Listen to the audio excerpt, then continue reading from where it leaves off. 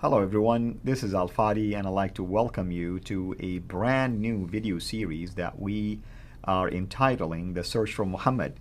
When we say The Search for Muhammad, it will give the impression that we are searching for a character that is unknown.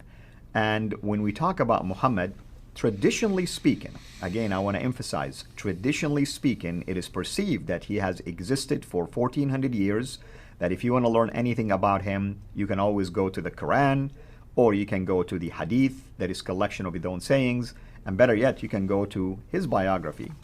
However, what you will discover along the way during this video series, that Dr. J. Smith will highlight a lot of controversial dates, geographical locations, and even things related to the origin of this character. Dr. J, thank you so much, as always, for being here with us. Always good to be here. Thank you so much for inviting me. And this is a topic that is controversial. I can understand why. Just the title itself, The Search for Muhammad. Hold on a minute. What do you mean, The Search for Muhammad? We already know who he is. We know all about him. We have his biography. Right. We have his sayings. We have also the traditions that support him, the tafsir and the tahriq. All this doesn't make sense. You already know who this guy is. We've all learned about him. We've had him in our history lessons. Please, what are you asking about? And that's why this book was so groundbreaking. When he came out in 2012 and he asked this question, did Muhammad exist? That caught everybody by surprise. Since when can you even ask that question? And is he just piggybacking on, did Jesus exist? Is that all he's doing? He's playing the Mickey on the Muslims? No, he wasn't. He was asking a very pertinent question. But this is 8 years old. This is 8 years old. Today now, we have an enormous amount of new evidence that is supporting what he was asking back in 2012. We came a long way. Absolutely. Yeah. Now, what I want to do is let's go in and introduce why we're even bringing this up. And this is something that really shocked me when I started getting into this type of material 25 years ago. In 1994, 1995, I was there in London. I was studying under Dr. Gerald Hotting at the School of Oriental and African Studies. And the question came up in that class concerning everything we know about Muhammad, his life. Well, let's just look at his life. So let's go to the slides and let's bring the slides up and let's look at the timeline. You can see a timeline there. We're going to talk about the emergence of Islam according to the Islamic traditions. The traditions would be the Sirah, the Hadith, the Tafsir, the Tahriq, those four genre of traditions. They all say that Muhammad was born in 570. There's the date there. But what about when the Quran was actually revealed? We know that that wasn't revealed until 610, according to the traditions. I'm going to keep saying that, according to the traditions.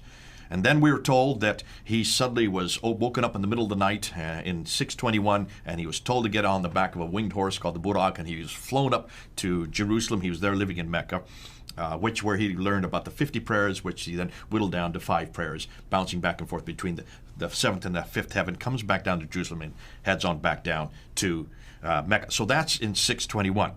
And then in 622, he moves from Mecca to Medina, known as the Hijrah. We're then told that he came back to Mecca, conquered it in 630, and then suddenly he dies in 632. So that is Muhammad's life. That is the narrative we have been given. That's the only narrative we have ever been told about his life. But then we're told that after he dies, possibly by poisoning, Abu Bakr then takes over. So he rules for 2 years, and then he dies peacefully.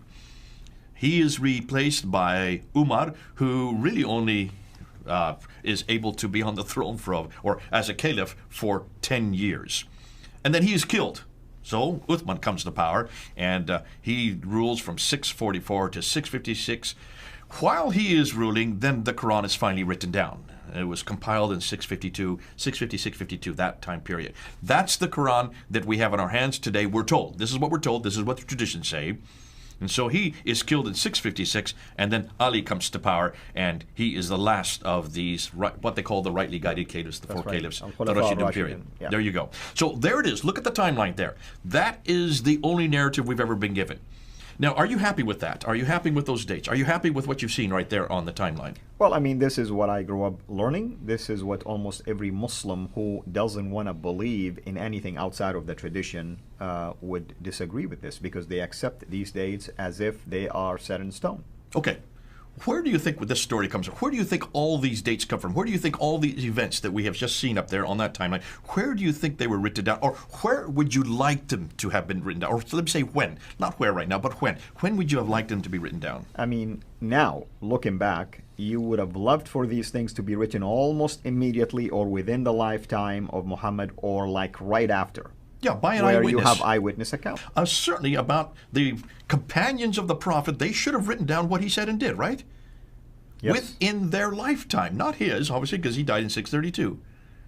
That's Let correct. me show you what we now know. And I'm going to go back to the timeline. So let's go to the next slide, and let's look at this timeline here. Let's put up Muhammad's death, 632. So there it is. He dies in 632. By this time, everything he said and did should now start to be written down. Okay, let's see the first biography. The first biography of what Muhammad did is written by this guy here, Ibn Ishaq. Right. Look at his date, 765. 140 years already, or 30 years after Muhammad's death.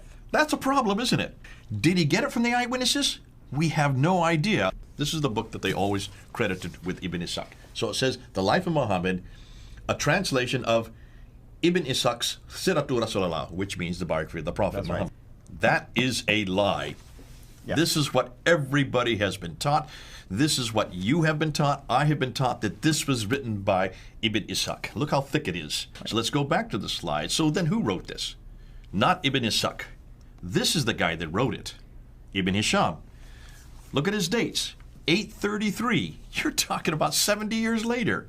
Right. 70 years later, Ibn Hisham takes what he likes of Ibn Ishaq, throwaways what he does not like And of he Ibn expands Ishaq. it. We don't know if he took only 2% or 5%.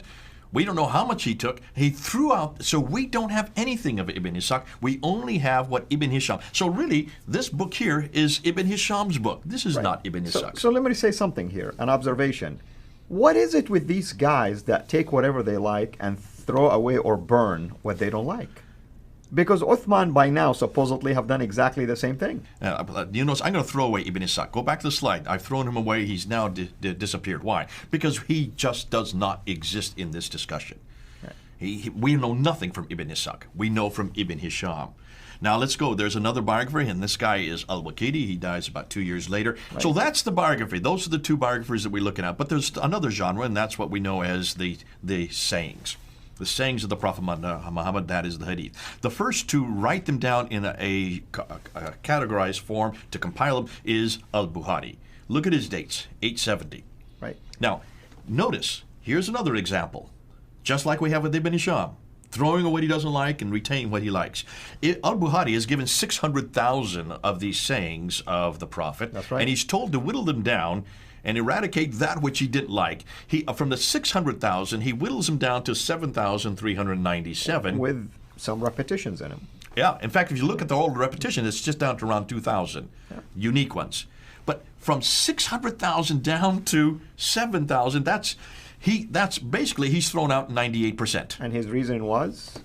Because they are inauthentic. Suspected fabrication. They're fabrication. Yeah. Who says they're fabrication? How does he know what's fabricated? Look at his dates again. 870, that's 240 years after the fact. So everything we know about Muhammad's life, his death, about him moving from Mecca to Medina, about his wives, all these things that we know about concerning the background story that is not in the Quran, you have to get all this background story, all these 9 volumes of hadith that we have for Al-Bukhari alone. That's 7,397. Still make up 9 volumes. What happened to the 98% he threw out? And where is it today? Wouldn't you like to look at it?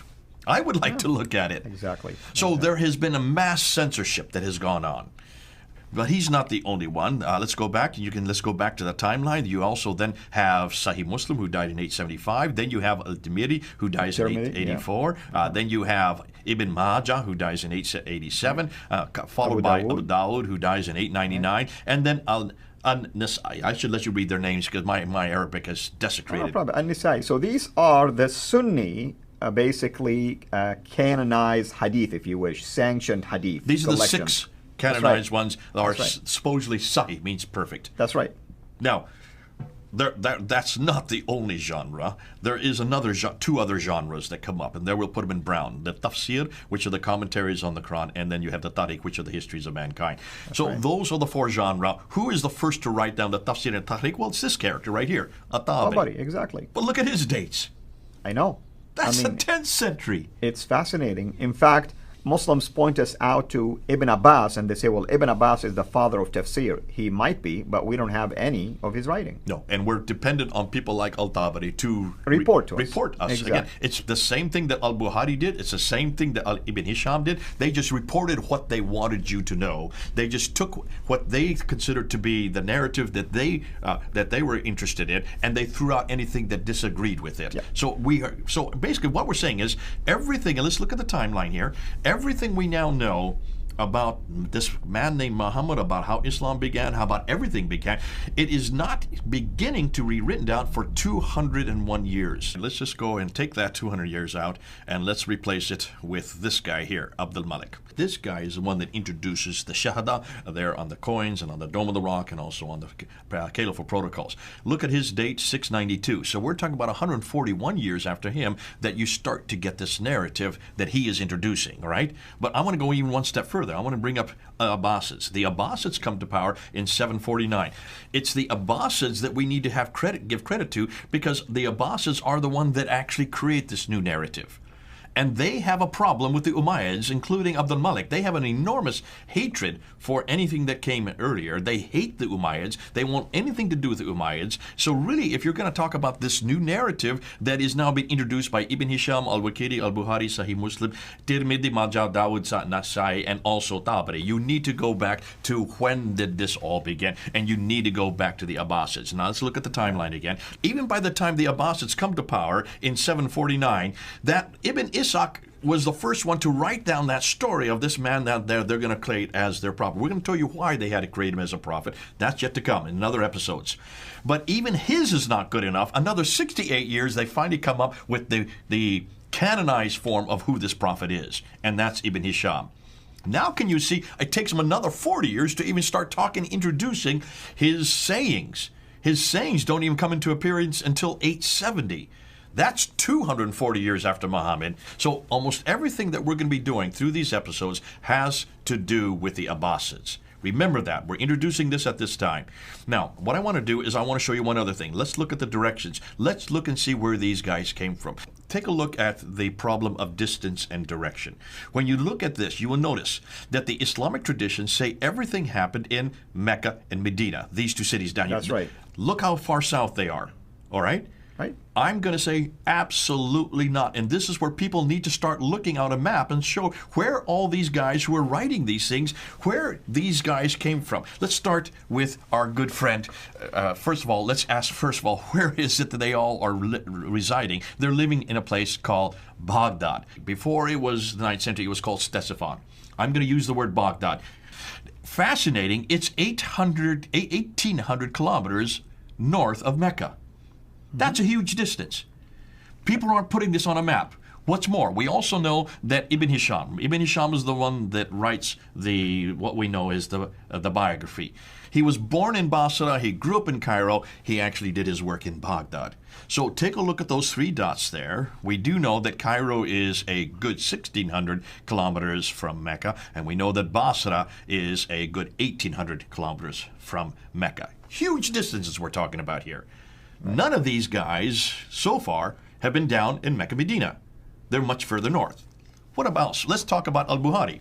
He's the one that writes down the hadith. He's from Bukhara. And where is Bukhara? Well, Bukhara is what is today Uzbekistan. And Persia, today is Uzbekistan. Area there it is beyond, on the map. You know, there you go. Back then, there was no Uzbekistan. That's just for modern people. Bukhara, that's why he's known as Bukhari from the name. His name is given. Now, how far is that from Mecca? Well, that's 4,200 kilometers from Mecca. Right. Let's talk about Al-Tabari, who is the one that introduces the tafsir. He is from Tabaristan. How far is that from Mecca? 2,800 kilometers. What does that mean? None of the traditional writers who talk about Muhammad, what he did and what he said, either lived or worked in Mecca and Medina, like the tradition suggests. They were much too far to the north of Mecca and came from west and east of Baghdad. Yet all of the writers of the traditions worked in Baghdad, which is 1,800 kilometers too far north.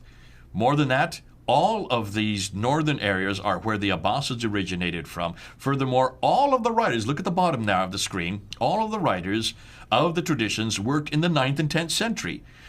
Therefore, our conclusion has to be they all wrote their material hundreds of miles too far away and hundreds of years too late. Can you see then why we're bringing this up? I knew about this back in 1994, 1995. Dr. Gerald Haunting was bringing this to our attention back there in class, and I said, well, why aren't Muslims telling us this? When they talk about the companions were the ones that wrote this, no, the companions didn't write this. None of the companions who were there at the Muhammad's time wrote this down. These were all characters who lived hundreds of years later, 200 to 300 years later, and too far north, hundreds of kilometers away, thousands of kilometers away.